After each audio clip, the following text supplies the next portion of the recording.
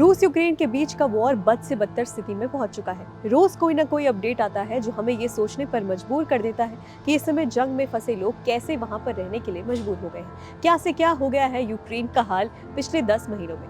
हमने आपको पिछली कुछ वीडियोस में बताया था कि रूस किस तरह यूक्रेन जंग में ठंड को खतरनाक हथियार की तरह इस्तेमाल कर रहा है। लिंक आपको डिस्क्रिप्शन में मिल जाएगा। हालांकि ऐसा पहली बार नहीं हो रहा है जब मौसम ने किसी युद्ध पर इस तरह का असर किया हो।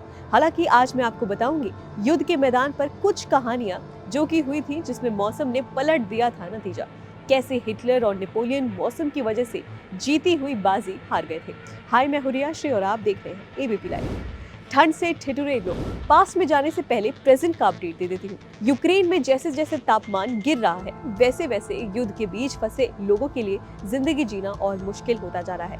वजह है रूस की तरफ से हो रहे मिसाइल अटैक। इन हमलों ने पूरी तरह से यूक्रेन में एनर्जी सप्लाई को तबाह कर दिया है। इसके चलते पिछले हफ्ते कीव में 75% इलाकों में बिजली और पानी नहीं था। जाहिर है पिछले दिनों हुए एनर्जी सप्लाई पर हमले के असर से यूक्रेन अभी तक नहीं निकल पाया है। ऐसे में आगे भी अगर रूस इसी तरह के हमले करेगा तो वहाँ के लोगों की हालात और खराब हो जाएंगे, जिसका फायदा रूसी सेना को आगे बढ़ने में मिलेगा। अब बात कर लेते हैं उन कहानियों जब नेपोलियन जीती हुई बाजी हार गए थे और रूस छोड़कर वापस चले गए थे। साल था 1812। फ्रांस की सेना के कमांडर नेपोलियन ने तय किया था कि वो अपना साम्राज्य को पूर्व दिशा में रूस की तरफ फैलाएंगे।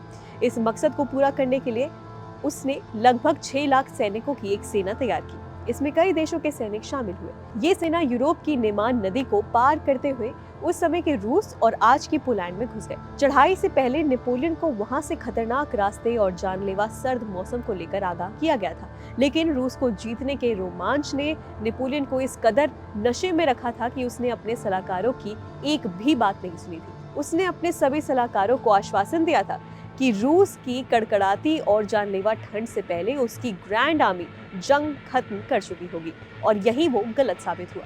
नेपोलियन की इस मजबूत सेना से लड़ने की बजाय रूस ने पीछे हटना शुरू कर दिया और नेपोलियन की ये आर्मी रूस के अंदर घुसती चली गई।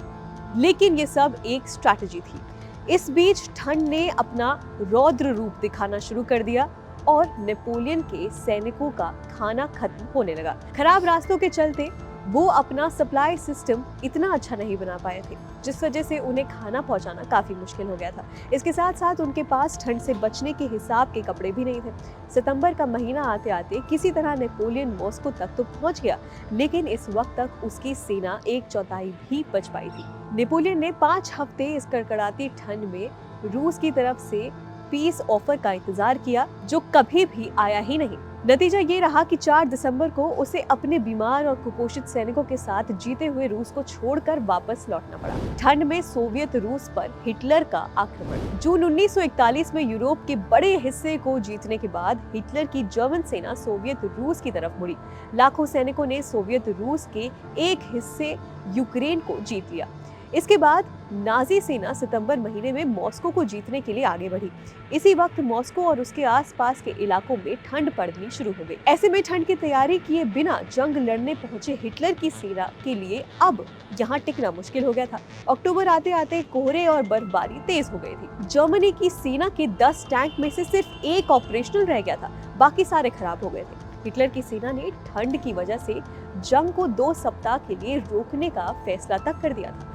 इसके बाद एक बार फिर नाजी सेना आगे बढ़ी तो मॉस्को से 9 मील दूर तापमान -34 डिग्री तक चला गया था। इस ठंड के साथ ही सोवियत रूस की सेना ने भी जर्मन फौज को पलटवार करना शुरू कर दिया। ठंड की मारी नाजी सेना ढंग से गोली तक नहीं चला पा रही थी। बर्फ में जमने की वजह से हथियार खराब हो गए थे, लिहाजा महज कुछ दूर होने के बावजूद नाजी सेना भयानक ठंड की वजह से मॉस्को पर कब्जा नहीं कर सकी और वापस लौट गई। तीसरा किस्सा, मॉस्को की वजह से कोकुरा की जगह नागासाकी पर गिरा परमाणु बम। वर्ल्ड वॉर 2 के दौरान 1945 में जब अमेरिका ने परमाणु बम इस्तेमाल करने का फैसला किया तो मौसम ने जापान के एक शहर की किस्मत बदल दी। शुरुआत में अमेरिका की तरफ से ये फैसला किया गया था कि बम हिरोशिमा और जापान के कोकुरा शहर पर गिरेगा। प्लान के मुताबिक 6 अगस्त को यूएस ने हिरोशिमा पर परमाणु बम गिराया। अब बारी थी कोकुरा शहर की। 9 अगस्त को कोकुरा पर न्यूक्लियर बम गिराने के लिए स्पेशल मिशन को शुरू किया गया था। जिस एयरक्राफ्ट से बम को गिराया गया था उसे बॉक्सकार का नाम दिया गया था ऑपरेशन के हेड को स्पेशल आदेश मिले थे कि बम को गिराने के लिए रडार का इस्तेमाल नहीं करना, बल्कि खुद देखकर ये तय करना कि टारगेट पर बम छोड़ना है या नहीं। आदेश के मुताबिक एयरक्राफ्ट बम लेकर कोकूरा में पहुंच गया, लेकिन उस समय वहां बादल छाए हुए थे और आसपास चल रही बमबारी के कारण चारों तरफ धुआं फैल गया था। मौसम बदलने के लिए 45 मिनट तक इंतजार किया गया था, लेकिन मौसम नहीं बदला। इसके बाद कैप्टन ने कोकूरा को छोड़कर दूसरे टारगेट की ओर बढ़ने का फैसला किया। ये टारगेट जापान का नागासाकी शहर था। शुरुआत में नागासाकी पर बादलों के कारण मौसम साफ नहीं था, लेकिन अचानक सुबह के 11 बजे मौसम बदल गया और सारे बादल छट गए। इसके 45 सेकंड बाद नागासाकी पर बम गिरा दिया गया।